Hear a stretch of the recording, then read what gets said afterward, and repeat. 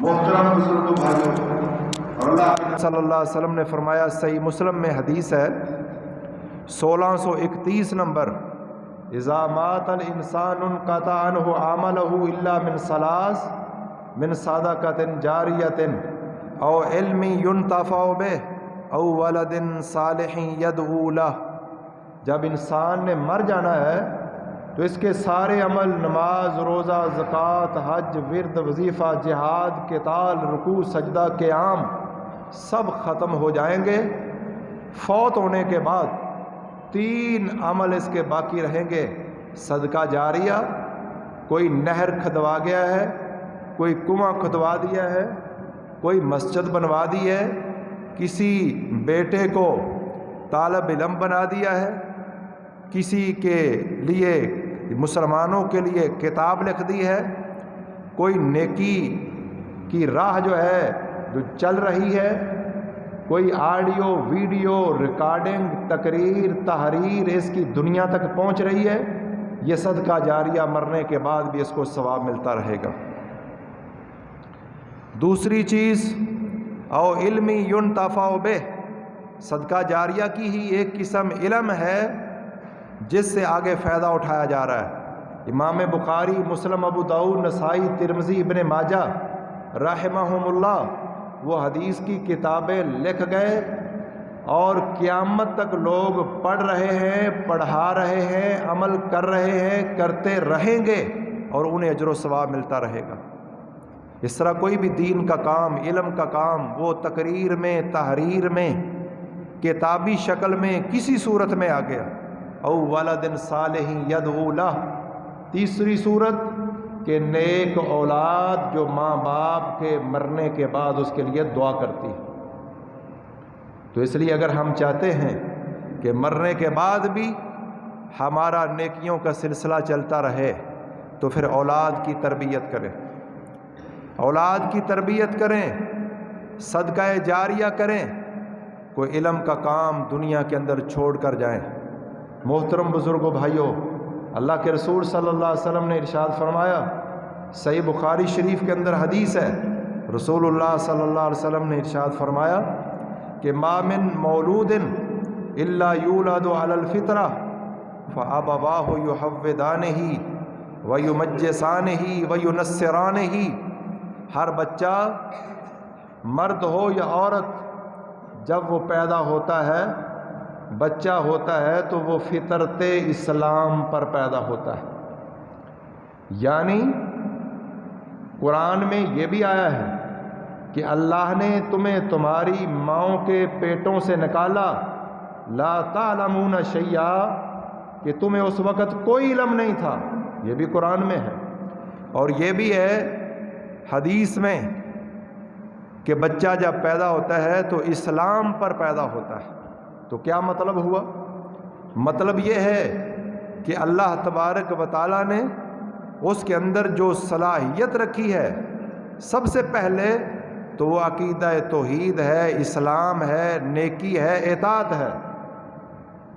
یعنی نیکی کو قبول کرنا اس کے لیے آسان ہے آغاز میں، بنسبت برائی کے، توحید کو اپنانا آسان ہے بنسبت شرک کے، اور سنت کو اپنانا اس کے لیے آسان ہے بنسبت بدعت کے۔ لیکن پھر کیا ہوتا ہے؟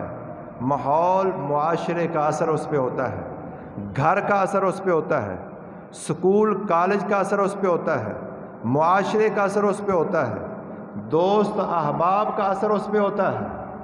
اگر وہ دوست، وہ احباب، وہ گھر، وہ گھرانہ، وہ سکول، وہ کالج، وہ یونیورسٹی، اس کے اندر اسلام کی تعلیم ہو، نیک تربیت بھی ساتھ ہو، اسلام کے اصول اور مبادیات بھی سکھائے جائیں، تو پھر یہ بچہ بالکل سیدھا سادہ، پکا سچا مسلمان ہوگا، کیونکہ اس کے اندر اصل چیز جو اس کے اندر رکھی گئی ہے وہ توحید اور فطرت ہے۔ لیکن ماں باپ، معاشرہ، ماحول، ادارے اور یہ تعلیمی ادارے کیا کرتے ہیں؟ اسی بچے کو جس کو اللہ تعالیٰ نے فطرت اسلام پر پیدا کیا تھا، اس میں یہ صلاحیت رکھی تھی کہ آپ اس کو تھوڑی سی دعوت دیں، فوراً وہ موحد بھی بن جائے گا اور مطیع بھی بن جائے گا، شکر گزار بھی بن جائے گا۔ اس قدر ماحول اس پر اثر کرتا ہے کہ یہی مسلمان بچہ جو اپنے بچپن میں مسلمان تھا وہ یہودی بن جاتا ہے یا نصرانی بن جاتا ہے یا مجوسی بن جاتا ہے۔ اور کئی لوگوں کے دلوں کی یہ آواز اٹھتی ہے تو پھر وہ دوڑ نکلتے ہیں۔ گھر کا ماحول سب کچھ، جاگیریں چھوڑ دیتے ہیں، سب کچھ چھوڑ چھاڑ کے وہ اس دین جو اصل اللہ نے انسان کی فطرت میں رکھا ہے اس کو تلاش کرنے کے لیے گھر بار، جائیداد، جاگیر سب کچھ چھوڑ دیتے ہیں۔ دیکھیں حضرت عیسیٰ علیہ السلام سے لے کر محمد مصطفیٰ صلی اللہ علیہ وسلم تک 500 سال کا زمانہ، اس سے زیادہ کا زمانہ گزر چکا تھا، اور شیطان کی اتنی محنت دن رات کی اور کافروں کی محنت، ماحول کے اثرات اور یہ غلط تربیت، لیکن رسول اللہ صلی اللہ علیہ وسلم نے 23 سال کے اندر وہ محنت کی جس سے مکہ، مدینہ، نجران، طائف، ارد گرد کے علاقے، پورا جزیرۃ العرب شرک سے بالکل صاف ہو گیا تھا، کیونکہ اللہ تبارک و تعالیٰ نے اصل جو چیز انسان کے اندر رکھی ہے وہ عقیدہ توحید ہے، وہ سنت کی محبت ہے، رسالت انبیاء پر ایمان ہے اور عقیدہ ہے۔ محترم بزرگوں بھائیوں، سلمان فارسی کو دیکھ لیں جو 13 سے زائد لوگوں کا غلام بنا لیکن آخر کار اپنی منزل تک پہنچ گئے۔ کس لیے؟ کہ وہ اندر جو اللہ نے فطرت رکھی تھی وہ فطرت نے انہیں جب مجبور کیا۔ باپ کیا ہے؟ آگ کی پرستش کرنے والا اور باقاعدہ ذمہ دار ہے، عہدہ ہے، جاگیردار بھی ہے۔ باپ جاگیر کی طرف جا رہے تھے کہ ایک عیسائی راہب وہ عبادت کر رہا تھا، تو عبادت کا طریقہ دیکھ کر سلمان فارسی رضی اللہ تعالیٰ کو پسند آیا اور ان سے دریافت کیا۔ وہاں کوئی راہب آیا، عیسائی پادری آیا اس کے ساتھ، آگے چلتے چلتے جب وہ پادری فوت ہو جاتا اگلے کے پاس، حتیٰ کہ پھر کسی نے بتایا کہ ایک نبی آنے والا ہے، نبی محمد الرسول اللہ کی تلاش میں نکلے، راستے میں بیچ دیے گئے۔ ایک بندے نے خریدا، دوسرے نے خریدا، تیسرے نے، 13 یا اس سے زائد آقاؤں کی غلامی کے اندر زندگی گزار کر آخر محمد الرسول اللہ صلی اللہ علیہ وسلم تک پہنچ گئے تھے۔ اللہ کے رسول صلی اللہ علیہ وسلم نے ان پر ہاتھ رکھ کے فرمایا تھا کہ اگر ایمان ثریا ستارے پر ہوتا تو یہ لوگ وہاں پہنچ کر بھی ایمان کو حاصل کر لیتے۔ امام بخاری رحمۃ اللہ علیہ کہاں سے چلے کہاں کہاں پہنچے، اور اس طرح صحابہ، تابعین، تبع تابعین، ائمہ دین اور محدثین۔ محترم بزرگوں بھائیوں، اصل چیز اللہ تبارک و تعالیٰ نے جو انسان کے دل میں رکھی ہے وہ عقیدہ توحید ہے، فطرت ہے، اسلام ہے، نیکی ہے، اطاعت ہے، جذبہ ہے خیر خواہی کا، اور باقی چیزیں یہ معاشرہ، یہ ماحول، یہ تعلیم اور دنیا کے یہ سارے سسٹم یہ انسان کو برباد کرتے ہیں۔ تو آئیے، اللہ تبارک و تعالیٰ کا ہمیں حکم ہے کہ اپنے آپ کو بھی جہنم سے بچاؤ اور اپنی اولادوں کو بھی جہنم سے بچاؤ۔ قرآن مجید میں اللہ تبارک و تعالیٰ نے ایک عظیم شخصیت کا تذکرہ فرمایا ہے جن کا نام لقمان ہے رحمۃ اللہ علیہ۔ لقمان ان کا نام ہے اور لوگ لقمان حکیم سے جانتے ہیں۔ لقمان حکیم سے مراد یہ وہ ڈاکٹر طبیب وہ حکیم نہیں، یہ ہیں فقیہ، فقہ والے حکیم اور دانشور، انٹلیکچول، فقاہت والے، بصیرت والے حکیم ہیں۔ جیسے ڈاکٹر ہوتا ہے نا، تو بعض لوگوں کو پتہ نہیں ہوتا، تو وہ کوئی بندہ عالم دین ہے تو کہتے ہیں یہ ڈاکٹر ہے، تو کہتے ہیں جی آپ علاج کروانا آپ سے۔ ایک ڈاکٹر وہ ہے جو علاج کرتا ہے، ایک ڈاکٹر وہ ہے جو PhD ہوتا ہے، خواہ وہ تفسیر میں ہو، حدیث میں ہو، اصول فقہ میں ہو، کسی بھی فن میں ہو، تو یہ بھی ڈاکٹر ہے۔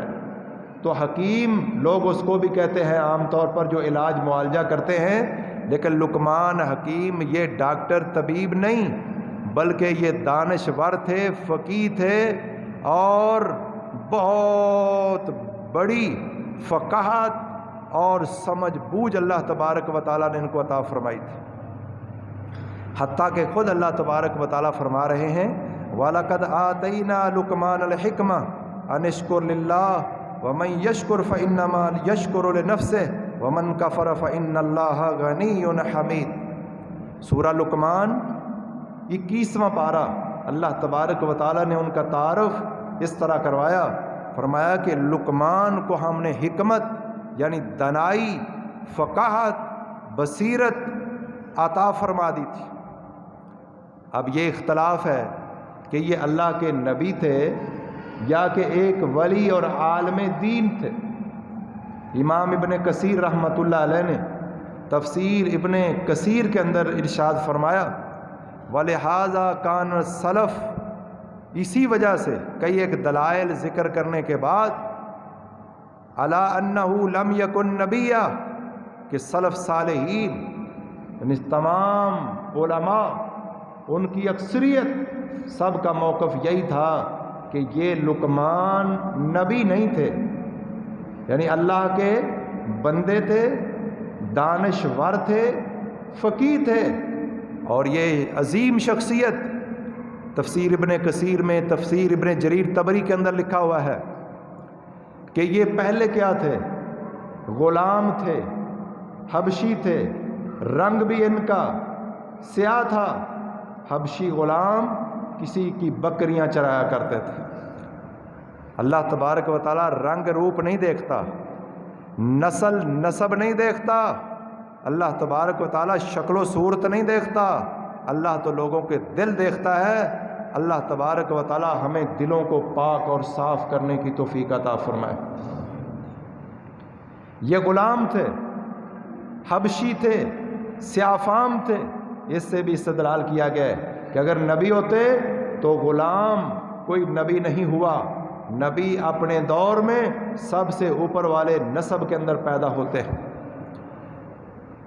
اور بھی کئی ایک دلائل ہیں تمام سلف، تو امام ابن کثیر فرماتے ہیں صرف اکرمہ سے ایک روایت ہے، اکرمہ تابعی ہے، ان سے روایت ہے کہ یہ نبی تھے، لیکن امام ابن کثیر فرماتے ہیں اگر وہ ثابت ہو، اور پھر آگے فرماتے ہیں یہ حدیث ثابت ہی نہیں ہے، یہ سند اکرمہ کا قول بھی ثابت نہیں ہے، کیونکہ اس میں جابر بن یزید الجوفی ہے اور وہ ضعیف راوی ہے، اور جابر بن یزید الجوفی یہ امام ابو حنیفہ رحمۃ اللہ علیہ کے بھی استاذ ہیں، بلکہ امام صاحب نے خود ان پر جرح فرمائی۔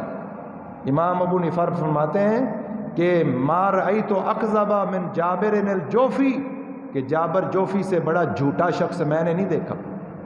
میں کوئی قول کرتا ہوں، خود اپنے دماغ سے ایک مسئلہ نکالتا ہوں فقہ کا، اور جابر جوفی دلیل بنا کر پیش کر دیتا ہے کہ حدیث بھی ہے، کہتے ہیں میں نے اس سے بڑا جھوٹا کوئی نہیں دیکھا۔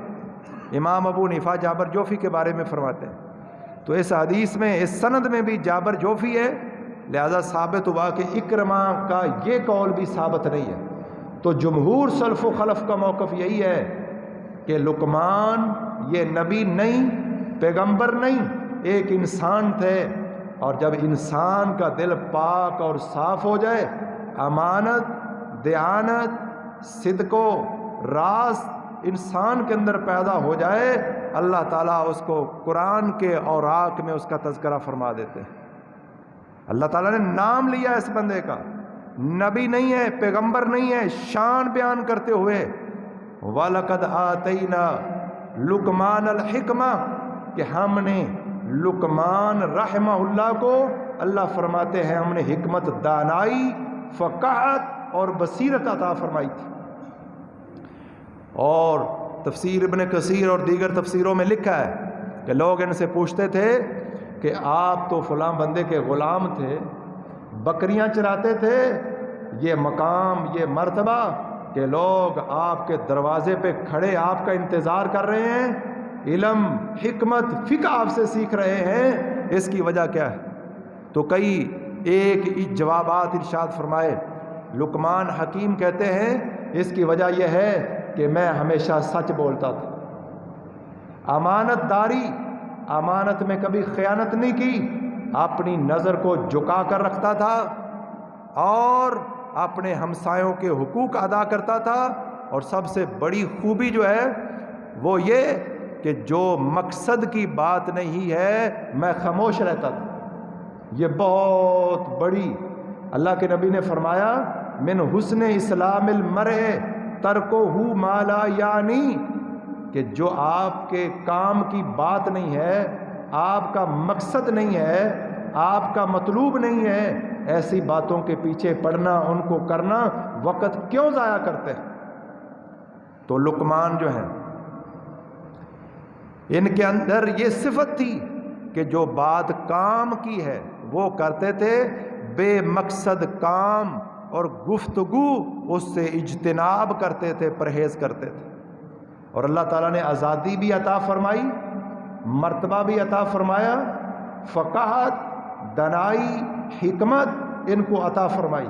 اور ان کی حکمت کا واقعہ بھی ابن جریر طبری رحمہ اللہ نے لکھا کہ جن کے یہ غلام تھے پہلے دور میں، اس آقا نے ان کو ایک بکری دی اور بکری دے کر کہا اس کو ذبح کرو، اور ذبح کر کے بکری کے وہ 2 حصے لے کر آؤ جو سب سے بہترین ہیں۔ لقمان حکیم نے بکری کو ذبح کیا، ذبح کرنے کے بعد زبان کاٹ کر اور دل نکال کر اپنے آقا کے پاس لے گئے۔ وقت گزرا، پھر ایک بکری دی، کہا اس کو ذبح کرو اور 2 حصے جو بدترین خبیث ترین ہے وہ نکال کر لے آؤ۔ لقمان حکیم رحمۃ اللہ علیہ پھر کیا کرتے ہیں؟ بکری کو ذبح کرتے ہیں، دوبارہ پھر زبان نکالتے ہیں اور دل نکالتے ہیں، لے جا کر اپنے آقا کے دربار میں پیش کر دیتے ہیں۔ مالک نے پوچھا، میں نے کہا تھا کہ سب سے بہترین حصے جانور کے بکری کے لے کر آؤ، تو دل اور زبان لے کر آیا، جب میں نے کہا بدترین حصے لے کر آؤ تو پھر بھی تو زبان اور دل لے کر آیا ہے، اس میں کیا حکمت ہے؟ تو لقمان حکیم نے کہا کہ اگر یہ دل اور یہ زبان درست ہو جائیں، اچھے ہو جائیں، تو ان کے برابر جسم میں کوئی حصہ نہیں ہے، اور اگر یہ برے ہو جائیں تو ان سے برا بھی جسم میں کوئی حصہ نہیں ہے۔ یہ زبان ہم ٹھیک کریں، یہ دل اللہ تبارک و تعالی ہمیں ٹھیک کرنے کی توفیق عطا فرمائے۔ بہرحال اللہ تبارک و تعالی نے یہ عظیم دانشور، یہ حکیم، یہ فقیہ، بہت بڑا عالم، جس کا تذکرہ اللہ نے قرآن میں ارشاد فرمایا، نبی نہیں ہے، پیغمبر نہیں ہے، ایک انسان ہے اور اچھی عادات کا مالک ہے، یہ اللہ کا ولی اور یہ اللہ کے اس دور کے دین کا عالم، وہ اپنے بیٹے کو 10 نصیحتیں قرآن مجید کی ان آیات کے اندر فرما رہے۔ اللہ تعالیٰ فرماتے ہیں وَإِذْ قَالَ لُقْمَانُ لِابْنِهِ وَهُوَ يَعِظُهُ يَا بُنَيَّ لَا تُشْرِكْ بِاللَّهِ إِنَّ الشِّرْكَ لَظُلْمٌ عَظِيمٌ۔ یہ سورہ لقمان کی آیت نمبر 13 ہے، پچھلی 12 تھی۔ سب سے پہلی نصیحت کرنے والا اس کائنات کا بہت بڑا دانشور ہے، اور نصیحت کس کو کی جا رہی ہے؟ بیٹے کو کی جا رہی ہے۔ جب ایک عظیم دانشور نصیحت کرے اور اپنے بیٹے کو نصیحت کرے تو نصیحت کس قدر قدر قابل احترام ہوگی۔ محترم بزرگ و بھائیوں، سب سے پہلی نصیحت حضرت لقمان جو اپنے بیٹے کو کر رہے ہیں، لا تشرک باللہ، اے میرے بیٹے اللہ کے ساتھ کسی کو شریک نہ ٹھہرا۔ آج تو لوگوں نے شرک کا ورقہ ہی پھاڑ دیا، الیاذ باللہ۔ آج دن رات محنت یہ ہو رہی ہے کہ امت محمد میں شرک ہو سکتا ہی نہیں ہے۔ دلائل اکٹھے کیے جا رہے ہیں کہ امت میں شرک ہو سکتا ہی نہیں۔ اللہ کے نبی نے فرمایا، بخاری کی حدیث ہے کہ میرے صحابہ، مجھے تم پر شرک کا کوئی ڈر نہیں ہے۔ وہ بات تو صحابہ کرام سے ہے، اور لگا دی کہ پوری امت میں شرک نہیں ہوتا، اور انہی لوگوں کو اگر پکڑ کر لے جایا جائے کہ بتائیں یہ شرک ہے کہ نہیں، تو کہیں گے کہ شرک ہے۔ ایک بہت بڑے مفکر بھی ہیں، PhD بھی ہیں، بڑے عالم بھی ہیں، اور بڑی کتابیں بھی لکھی ہیں، اور لکھتے ہیں شرک ہو ہی نہیں سکتا۔ اور جب جماعت کا اختلاف ہوا تو مد مقابل نے ایک لفظ بولا کہ جس طرح دنیا کے دو رب نہیں ہو سکتے، جماعت کے دو امیر نہیں ہو سکتے، تو فوراً فتویٰ لگا دیا کہ اس نے شرک کیا۔ ساری زندگی محنت کیا کی ہے کہ امت میں شرک ہو سکتا نہیں ہے۔ جماعت کا اختلاف ہوا، ایک امیر نے یہ جملہ بول دیا کہ جناب جس طرح جہان کے دو رب نہیں، اس طرح تنظیم کے دو سربراہ امیر نہیں، اتنی بات سے کہہ دیا کہ یہ مشرک ہو گیا ہے۔ ساری زندگی محنت کیا کرتے رہے کہ شرک ہو سکتا نہیں، مد مقابل نے صرف یہ کہا جماعت کے دو امیر اس طرح نہیں ہو سکتے جس طرح دنیا کے دو رب نہیں ہو سکتے۔ جملہ غلط ہے لیکن یہ شرک کی حد تک نہیں پہنچتا، آپ نے مد مقابل کو فوراً مشرک قرار دے دیا۔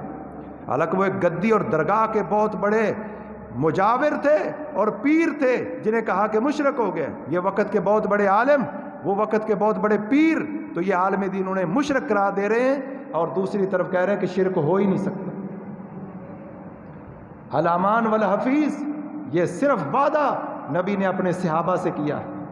صحابہ میں کوئی صحابی شرک نہیں کر سکتا، وگرنہ تو نبی صلی اللہ علیہ وسلم نے یہ بھی کہا میرے صحابہ مجھے تم پر فقر و فاقہ غربت کا کوئی خطرہ نہیں ہے، کہ صحابہ میں غربت آ جائے، جو گزر گیا سو گزر گیا۔ ایک کپڑے کے اندر کفن دیا جا رہا ہے، اگر پاؤں ڈانپتے ہیں سر ننگا ہو جاتا ہے، سر ڈانپتے ہیں پاؤں ننگے ہو جاتے ہیں۔ یہ پہلے کے واقعات ہیں۔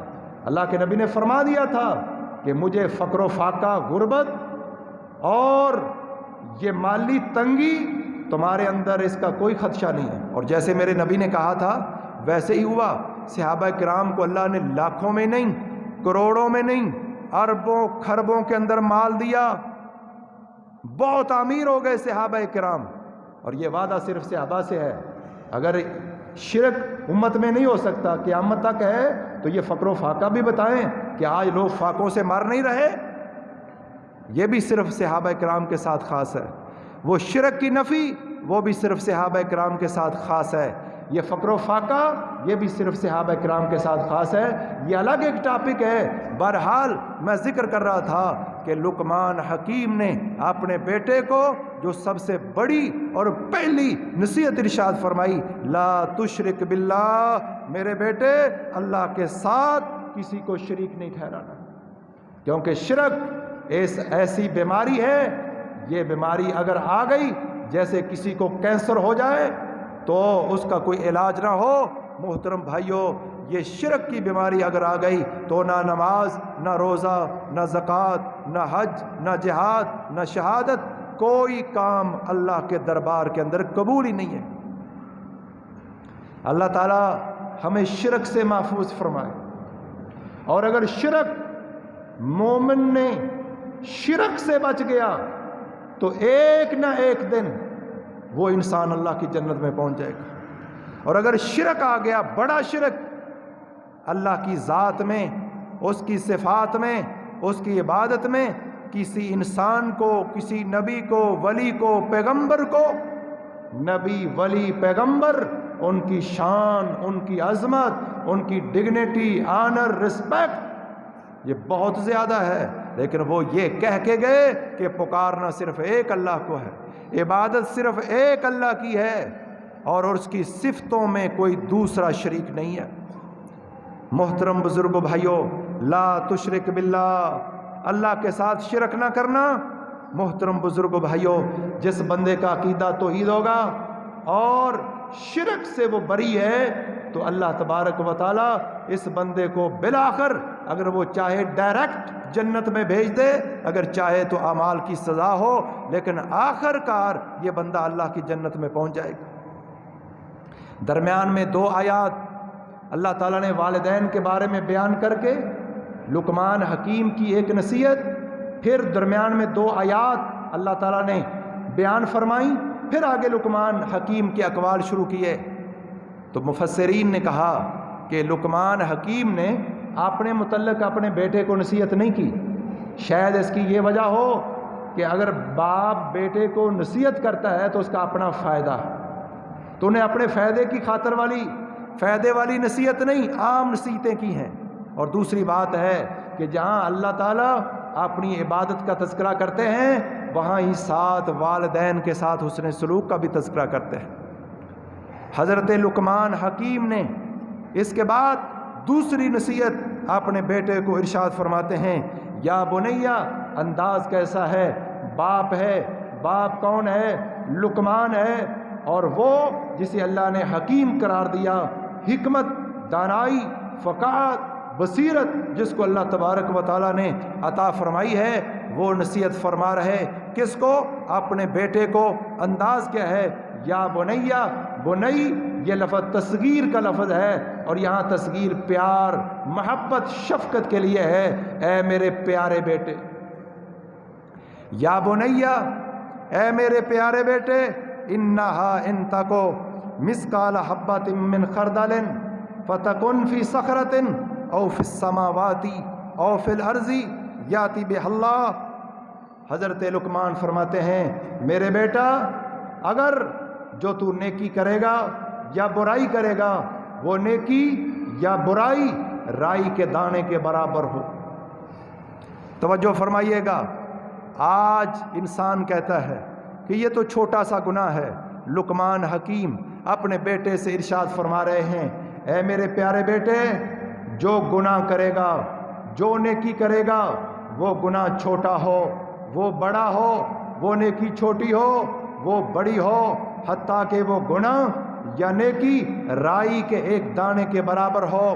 آپ یہ سرسوں بوتے ہیں کاشتکار، اور سرسوں کے دانے جو ہوتے ہیں چھوٹے چھوٹے آپ نے دیکھے ہیں، اسے کہتے ہیں خردل عربی کے اندر۔ فرمایا اگر یہ گناہ یا نیکی رائی کے ایک دانے کے برابر ہو اور پھر ایک چٹان اور پتھر کے اندر ہو، تیری یہ نیکی لک چھپ کر ہو، گناہ کسی گہرائی کے اندر اور تاریکی کے اندر ہو، بند کمرے میں ہو، چٹان کے اندر ہو، آسمانوں میں ہو، زمین کی تہوں کے اندر ہو، فرمایا تیرا یہ گناہ، تیری یہ نیکی یاتی بہ اللہ، اللہ کل قیامت کو سب لا کر سامنے پیش کر دے گا۔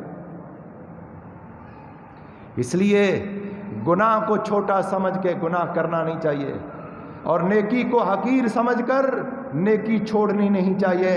اور اس سے یہ بات بھی نکلتی ہے کہ ہر چیز آج جدید دور میں ان چیزوں کو سمجھنا بڑا آسان ہے۔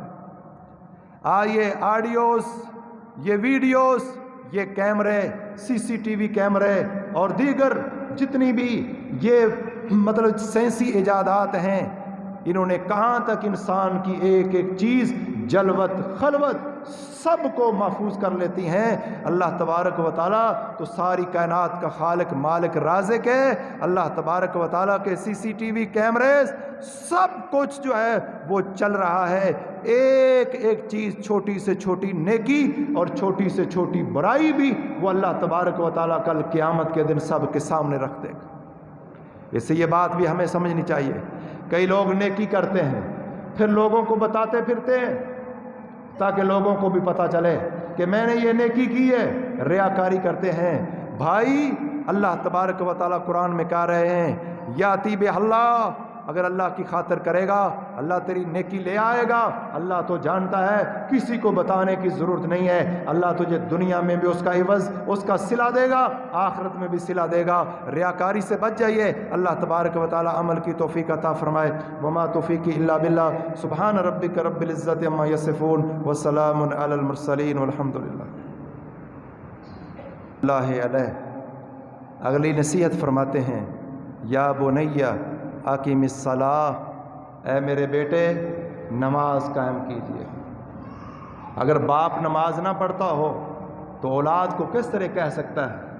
چنانچہ میں درخواست کروں گا کہ سب لوگ، باپ، ماں، بزرگ، پہلے خود نمازی بنیں اور پھر اپنے بیٹوں اور بیٹیوں کو نمازی بنائیں۔ لقمان حکیم کہہ رہے ہیں، اے میرے پیارے بیٹے اقیم الصلاۃ وامر بالمعروف، نماز قائم کیجیے۔ یہ نماز اللہ کے رسول نے فرمایا میری آنکھوں کی ٹھنڈک ہے، اور اللہ کے رسول نے فرمایا مروا اولادکم بالصلاۃ وہم ابناء 7 سنین، جب تمہارا بچہ 7 سال کا ہو جائے اسے نماز کا حکم دو۔ کیا مطلب؟ 7 سال کی عمر تک تمہارا بچہ نماز کی دعائیں، نماز کے احکام، مسائل موٹے موٹے وہ سیکھ چکا ہو، طریقہ جان چکا ہو، دعائیں یاد کر چکا ہو، 7 سال سے پہلے ہو جائے تو فابہا و نعمت، وگرنہ نبی صلی اللہ علیہ وسلم نے فرمایا اپنی اولاد کو جب 7 سال کے ہو جائیں نماز کا حکم دو۔ وَاضْرِبُوهُمْ عَلَيْهَا وَهُمْ أَبْنَاءُ 10 سنین، اور 10 سال کا بچہ ہو کر اگر نماز نہیں پڑھتا تو انہیں نماز نہ پڑھنے پر مارو۔ یہ کون کہہ رہے ہیں؟ وہ نبی رحمت للعالمین جو ہے، وہ نبی فرما رہے ہیں حالانکہ 10 سال کا بچہ جو ہے اس پر ابھی نماز فرض نہیں ہے اگر وہ بالغ نہیں ہوا، کیونکہ شرعی احکام اس وقت فرض ہوتے ہیں جب بچہ بچی بالغ ہو جاتے ہیں، اور عام طور پر بچے 10 سال کے بالغ نہیں ہوتے، بعض ہو بھی جاتے ہیں کئی ملکوں میں، لیکن اللہ کے نبی نے فرمایا 10 سال کا بچہ اگر نماز نہیں پڑھتا، کیوں؟ اگر 10 سال کی عمر میں نماز کی عادت نہ بنی تو کب بنے گی؟ مار کر نماز پڑھاؤ تو اپنی اولادوں کا احتساب کیجئے، نماز کے بارے میں پوچھئے، نماز کے پابند بنیے، بچوں کو نماز کا پابند بنائیے۔ وَأْمُرْ بِالْمَعْرُوفِ، اور کہا بیٹا، لقمان حکیم فرماتے ہیں بیٹا نیکی کا لوگوں کو حکم دو۔ انسان ہر مسلمان کی ذمہ داری ہے امر بالمعروف، جو نیکی آپ کو آتی ہے دوسروں کو بھی بتائیں، دوسروں کو بھی سمجھائیں، اور اولاد کو بھی کہیں، چھوٹے چھوٹے بچے جو تمیز والے ہو جائیں کہ خود بھی اچھے کام کرو، بس سچ بولو۔ کوئی بچہ جھوٹ بولے تو اسے نصیحت کریں کہ جھوٹ بولنا بہت بڑا گناہ ہے، اور فرمایا وَانْهَ عَنِ الْمُنْكَرِ، اے بیٹے لقمان حکیم فرما رہے ہیں کہ اے بیٹے برائی سے لوگوں کو روکو، چھوٹے چھوٹے بچے نیکی کا حکم دیں، نماز پڑھیں، دوسرے بچوں کو نماز کی طرف ترغیب دیں، نوجوان آپ کی اولاد وہ نیکی کا حکم دے، برائی سے روکے، ان ذالک من عزم الامور، یہ سارے کام فرض ہیں۔ فرمایا وَاصْبِرْ عَلَىٰ مَا أَصَابَكَ، بچوں کی بچپن سے تربیت ہو، بیٹا تو نے صبر کرنا ہے، بچوں کو صبر کی تلقین بچپن سے کی جائے، جب وہ ہوش سنبھال لے تو بچوں کو یہ ترغیب ہو، تلقین ہو، یہ تعلیم ہو کہ صبر کا مادہ ان کے اندر موجود ہو، کوئی مصیبت کوئی پریشانی، کھانا پسند کا نہ ملے، پسند کے جیب خرچ نہ ملے، باپ غریب ہے، ماں غریب ہے، تو بچوں کو بچپن سے ہی یہ صبر کی تلقین کی جائے۔ حضرت لقمان رحمۃ اللہ علیہ فرماتے وَاصْبِرْ، اور صبر کیجئے، اپنے بیٹے کو نصیحتیں فرما رہے ہیں، وَلَا تُصَعِّرْ خَدَّكَ لِلنَّاسِ، فرمایا تکبر کرتے ہوئے لوگوں سے منہ موڑ کر بات نہ کیجئے، بچوں کے اندر عاجزی، انکساری یہ پیدا کیجئے، اور بچوں کی تربیت کیجئے کہ وہ لوگوں کو حقیر نہ سمجھیں، اور کوئی ان سے بات کرے تو وہ متکبرانہ انداز میں رخ دوسری طرف نہ پھیر لیں۔ آمنے سامنے بالمشافہ بات ہو رہی ہے، غریب ہے بات کرنے والا، عزت دیں، بچے پروٹوکول دیں، اور یہ سب سے پہلے چیزیں ماں باپ کے اندر ہوں کہ وہ عاجزی، انکساری، تواضع اپنے اندر پیدا کریں۔ جس کے اندر تواضع آ جاتی ہے اللہ اسے بلند کر دیتا ہے، لوگوں کے دلوں کا بادشاہ بن جاتا ہے، وہ لوگوں کے دلوں پہ راج کرتا ہے، اور جس کے اندر اکڑ اور غرور آ جاتا ہے اللہ تبارک و تعالیٰ اس کو پست کر دیتا ہے۔ قارون کو دیکھ لیں، تکبر اور غرور آیا تھا، اللہ تعالیٰ نے زمین کے اندر خزانوں سمیت دنسا دیا تھا، اور فرماتے ہیں میرے بیٹے وَلَا تَمْشِي فِي الْأَرْضِ مَرَحًا، زمین پر جب چلنا ہے تو تکبر، اکڑ اور فخر کے ساتھ نہیں چلنا، عاجزی اور انکساری کے ساتھ چلنا ہے۔ یہ عاجزی، انکساری یہ بہت زبردست چیز ہے۔ مَا تَوَاضَعَ أَحَدٌ لِلَّهِ إِلَّا رَفَعَهُ اللَّهُ، جو اللہ کی خاطر جھک جاتا ہے اللہ اسے اونچا کر دیتا ہے۔ نبی کا فرمان ہے، فرماتے ہیں زمین پر چلتے ہوئے اکڑ کر نہ چل، ان اللہ لا يحب كل مختال فخور، فرماتے ہیں میرے بیٹے جو لوگ اکڑ فو ہوتے ہیں، متکبر ہوتے ہیں اور شیخی بگارتے ہیں، اللہ ان سے محبت نہیں کرتا۔ وَاقْصِدْ فِي مَشْيِكَ، اپنی چال میں میانہ روی رکھ، وغضض من صوتک، جب بات کرو تو آواز آہستہ رکھو، جب بات کرو تو آواز آہستہ رکھو، ان انکر الاصوات لصوت الحمیر۔ بیٹا، لقمان حکیم اپنے بیٹے کو نصیحت فرما رہے ہیں کہ سب سے بری آواز گدھے کی آواز ہے، وہ اونچی ہوتی ہے اور یہ آواز بہت ناپسندیدہ آواز ہے۔ محترم بھائیو، یہ 10 نصیحتیں حضرت لقمان رحمہ اللہ نے اپنے بیٹے کو کی ہیں، اور اللہ تبارک و تعالیٰ نے ان نصیحتوں کو قرآن مجید 21واں پارہ سورہ لقمان کے اندر ہمارے لیے یہ تذکرہ فرمایا کہ آپ بھی اپنی اولاد کو ان پر پابند کریں اور کاربند بنائیں۔ سب سے پہلے یا ایھا الذین آمنوا قوا انفسکم واہلیکم نارا، اے ایمان والو اپنے آپ کو بھی جہنم سے بچا لو اور اپنی بیویوں کو اور اولاد کو بھی جہنم سے بچا لو۔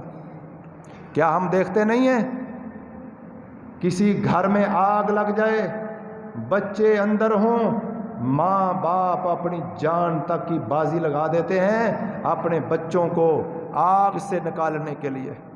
جن بچوں کے ساتھ ہمیں اتنا پیار ہے، اتنی محبت ہے، ڈرائیور گاڑی پہ جا رہا ہوتا ہے، ایک جانور، ایک کتا، ایک بلی، اس کو بچاتے ہوئے جب وہ کٹ مارتا ہے تو خود بعض دفعہ ایکسیڈنٹ کا شکار ہو کے کئی ہلاکتیں ہو جاتی۔ ایک انسان، ایک جانور کو بچانے کے لیے لوگ موت کے منہ میں اتر جاتے ہیں، اپنی اولاد کو بچانے کے لیے ماں باپ تو درکنار، عام خدمت خلق والے لوگ اپنی جان تک دے دیتے ہیں۔ اور ماں باپ کی محبت تو اور ہوتی ہے کہ اپنی اولاد کو آگ میں نہ جلیں، اس سے بچانے کے لیے لوگ آگ میں گھس جاتے ہیں، خود جل جاتے ہیں۔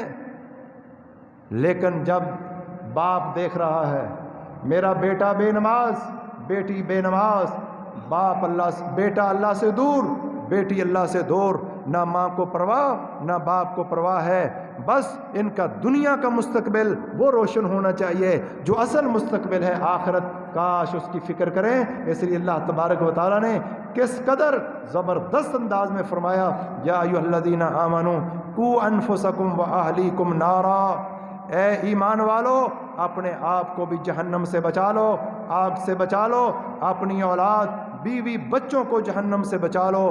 وقودھا الناس والحجارہ، کون سی جہنم؟